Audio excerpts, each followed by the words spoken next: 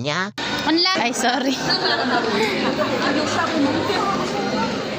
At surang-surang nga ang mayora, pakaila meron prag daw ako, ayaw daw ako ang kumuha na laang. At nagumpisa na nga, ayan, feeling ko mabagal yung pagkakakuha niya. Pero tingin nyo lang yun, kasi ang bagal siguro na sa video. Pero mabilis naman niya nakuha lahat, at saka halos wala na rin naman natira dun sa box.